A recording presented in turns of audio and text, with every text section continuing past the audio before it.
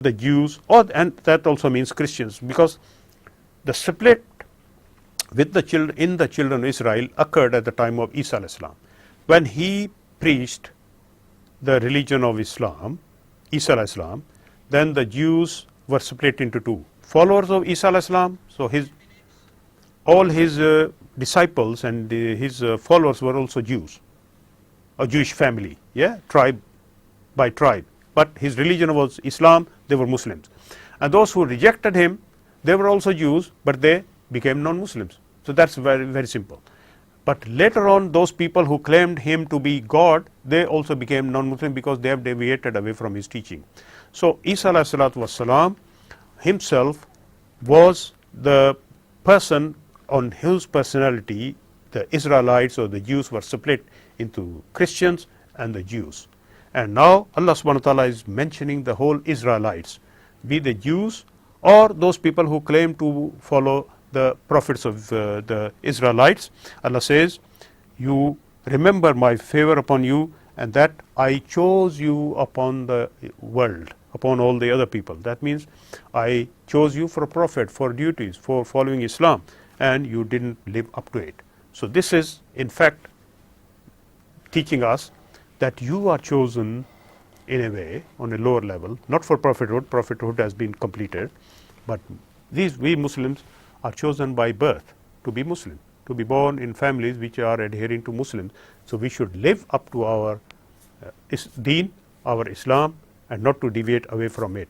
Inshallah, this understanding of Qur'an will be going on, inshallah, by segment. Inshallah, I'll go on explaining it, and inshallah our plan is to complete the whole study of Qur'an.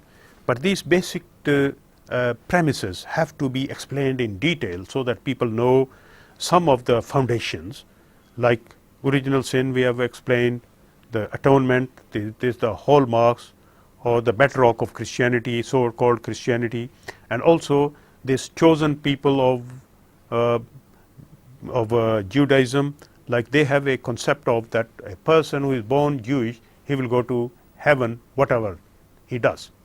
So it's written in the Jewish encyclopedia that Einstein, though he did not believe in God, but because he was born Jew, he will be saved on the day of judgment. So that doesn't make sense again.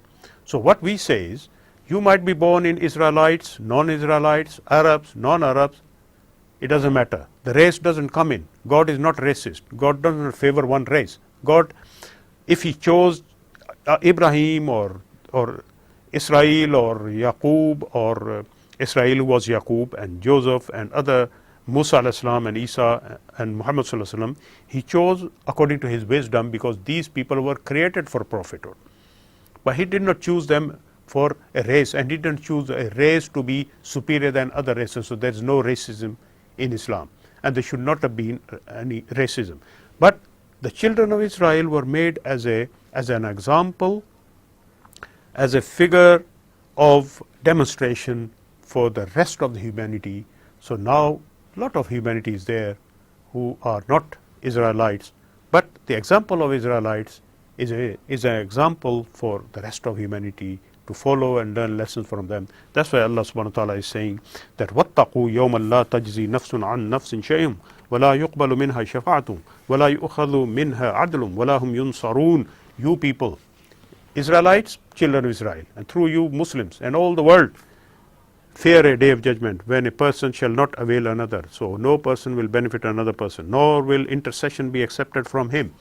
No one will be able to say report in favor of someone and Allah accepting it. But this has been explained in Ayatul Kursi, illa bi-idhni, except if Allah says that I accept your report, your intercession, your shafa'ah, that will be accepted. But without Allah's permission, no person would have authority to speak in favor of someone. So even someone's recommendation, someone's intercession or favor will not be taken into account.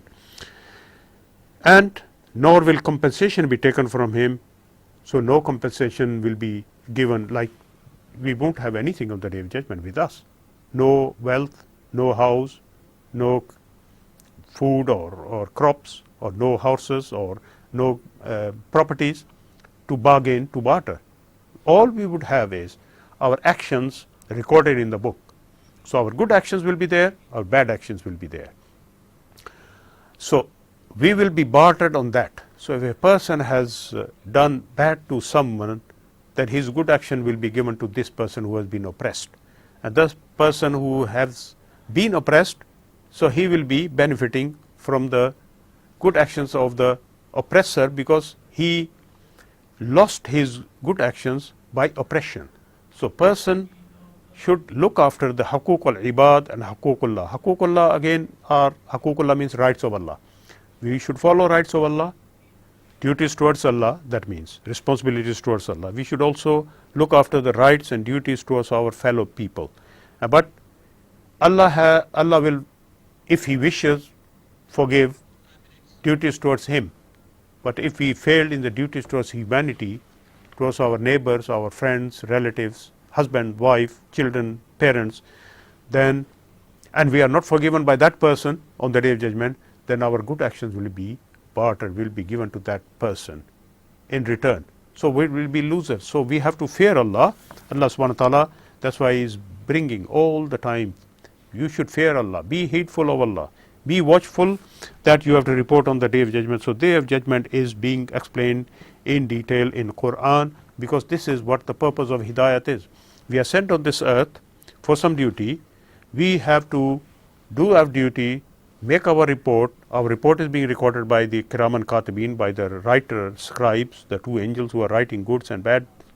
And then on the Day of Judgment, we will be put back to life, will come back to life, and will be put before Allah. He will judge us, then He will, according to His decision, send us to heaven or hell. And this is what the whole purpose of Hidayat is, that we are here for a responsible life. We can't waste our life.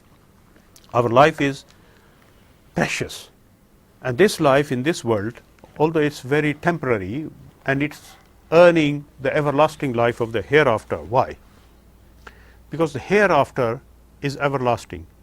But how can we earn the good of hereafter, everlasting, unlimited life from this limited life?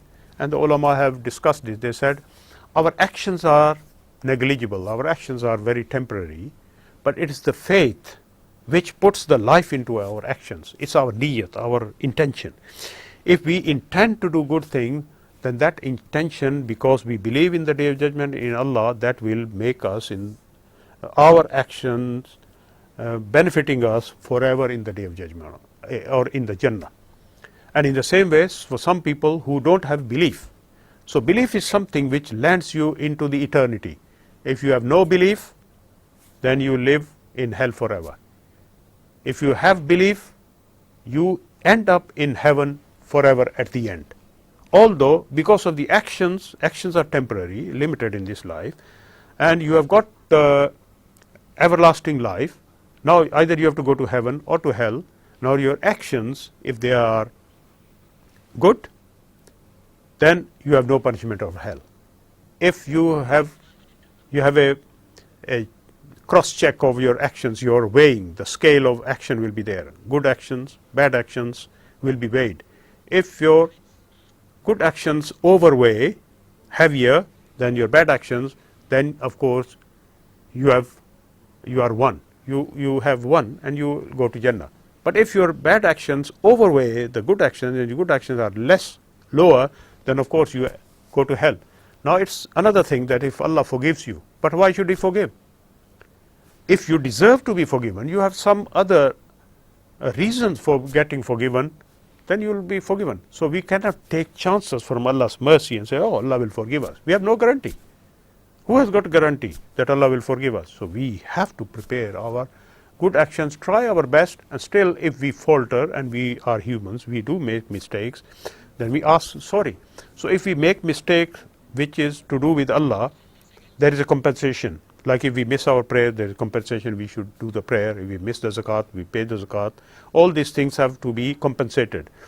But we also have ask forgiveness. In the same way, if we harm any human being, we have to compensate them and ask pardon from Allah, ask forgiveness.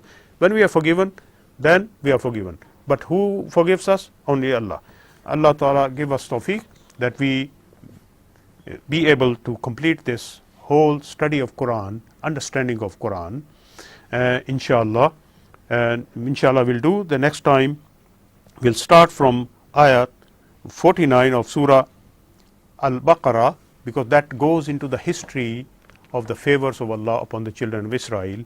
So Allah give us hidayah. ربنا آتنا في الدنيا حسنة وفي الآخرة حسنة وقنا عذاب النار وأدخلنا الجنة مع الأبرار يا عزيز يا غفار يا رب العالمين. Thank you very much for watching and listening. Inshallah we'll see you in the next part. Assalamu alaikum wa rahmatullahi wa barakatuh.